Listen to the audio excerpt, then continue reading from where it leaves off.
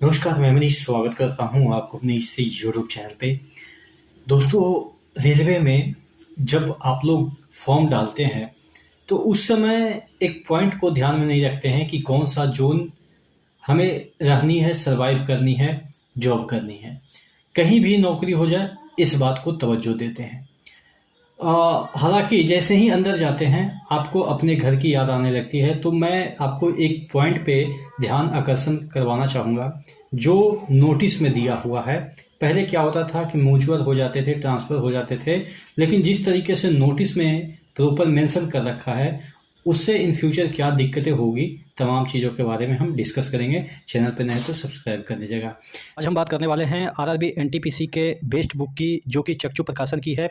ये बुक जो है एक कंप्लीट गाइड है जिसमें कि आपको कंप्लीट थ्योरी के साथ चैप्टर वाइज PYQ भी दिया हुआ है। इसमें आपको 3 शॉर्ट पेपर भी दे रखे हैं। आप देख सकते हैं जिस तरीके से विषय सूची है सभी चैप्टर को इंक्लूड किया गया है। आपको एक क्वेश्चन का अच्छे तरीके से व्याख्या मिल जाता है। थ्योरी की बात करते हैं तो यहाँ पे आपको एक चैप्टर जैसे इंडियन इकोनॉमिक्स है, सबको अच्छे तरीके से समझाया गया है। चक्षु का रेलवे एनटीपीसी का प्रैक्टिस सेट भी आता है और रेलवे की मैथ्स, रीजनिंग और जीके की चैप्टर वाइज बुक भी आती है, जिसे लेके आप अपनी तैयारी को और भी मजबूत कर सकते हैं। नीचे डिस्क्रिप्शन बॉक्स में इन सभी बुक का लिंक दिया।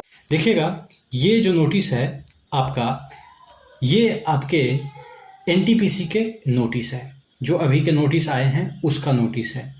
इसमें जो चीज़ें दे रखी है देखिएगा, no request to for transfer, ये वाला आप देखिएगा 1.15 पैराग्राफ में देखिएगा, पोस्टिंग वाला पैराग्राफ है उसमें दे रखा है, no request for transfer to other railway would be registered till newly appointed candidate completes at least 5 to 10 years of service.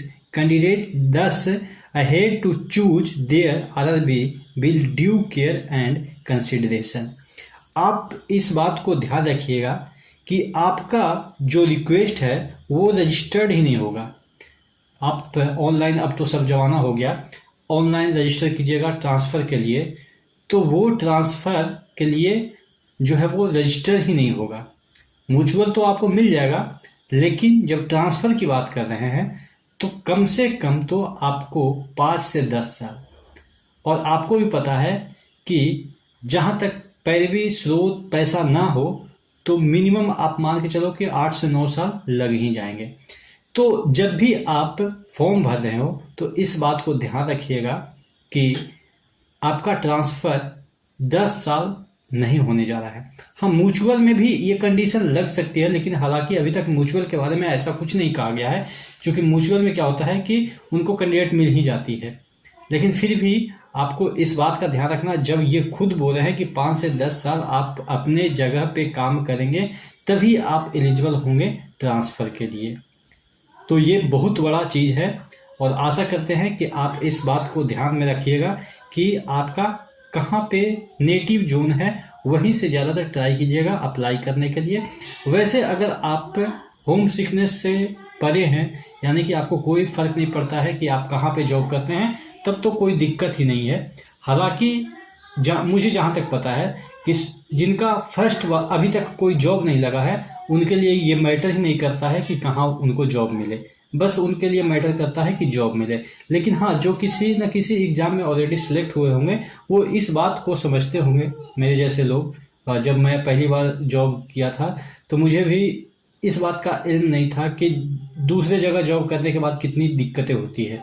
फिर वो अलग बात है कि परिश्रम जारी रखें और अपने जगह पे हो गया। अपने जगह पे भी तो नहीं कर सकते हैं, क्योंकि यहाँ पे भी क्या होता है ना कि जब तक आप पैसे नहीं देंगे आपको अपने जगह पे मिलेगा नहीं।